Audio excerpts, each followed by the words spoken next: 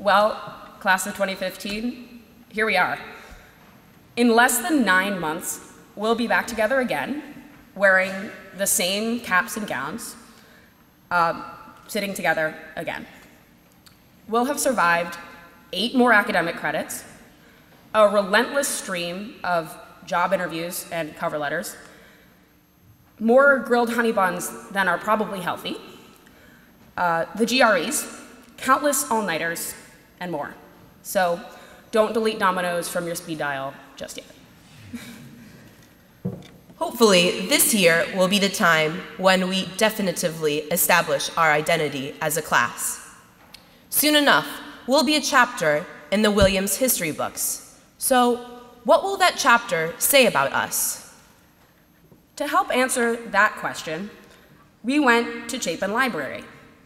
Appropriate enough, given that the dedication of Sawyer Library will take place later this afternoon.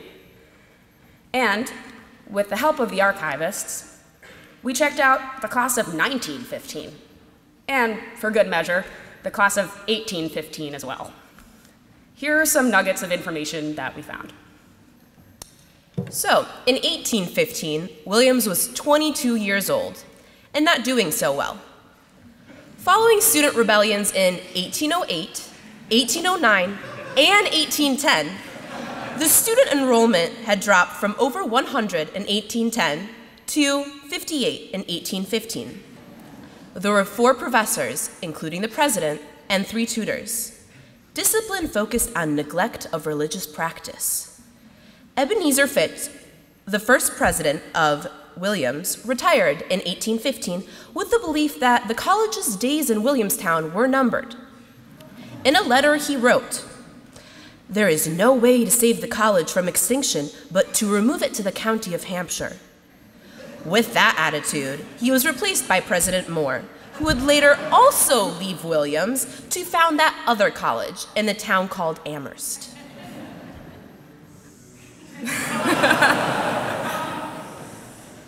The class of 1815 itself consisted of 24 graduates, who, if they weren't Massachusetts residents themselves, hailed from the distant lands of New York and New Hampshire.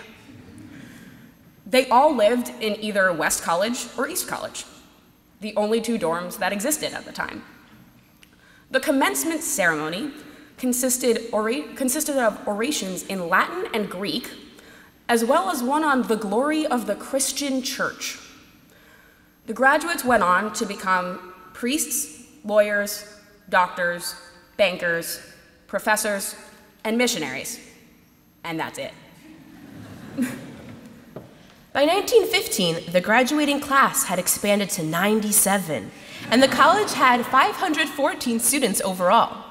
Subjects taught were pretty much limited to theology, Greek, Latin, history, and the natural sciences. The student body still consisted only of white men, though now 28 states and 2 countries were represented. Virtually the entire class of 1915 enlisted and served in World War I. Later, many became businessmen, manufacturers, salesmen, and insurers, a marked distinction from a century before. Sounds a little bit more like us. Though perhaps not quite representative of all of society, our class, the class of 2015, represents men, women, and non-gender conforming individuals from a wide variety of racial and ethnic backgrounds. We hail from 49 states and 61 countries, or at least that was the case when we all matriculated 3 years ago. We have 36 different majors available to us, plus whatever contract majors people might have come up with along the way. We've studied abroad, and we've been JAs, which, by the way, didn't exist in 1915. The world is at our fingertips with computers and the internet, but we've still been gifted with a brand new, beautiful library. Hopefully, we won't feel like freshmen navigating through it for a whole lot longer. Everyone has their niche, whether it's in an a cappella group, on a sport, in a club that maybe you even started yourself, or in your academic community. And maybe it's some combination of those. Regardless of our differences, we all come together to form the precious, magical community that we call Williams. And where will our Williams be 100 years from now? What will the class of 2115 remember us for? We still have this year to figure that out. So let's look up from our books once in a while and take advantage of what we have while we still do. Don't worry, we still have Mountain Day, Homecoming, 100 Days, First Chance, Winter Carnival, Senior Week, and all of those library and snack bar dates in between. So let's make this year one we will enjoy looking back on. We hope that each one of us will use this time to develop new relationships and strengthen old ones. Class of 2015, we love you. Good luck, and we'll see you at commencement.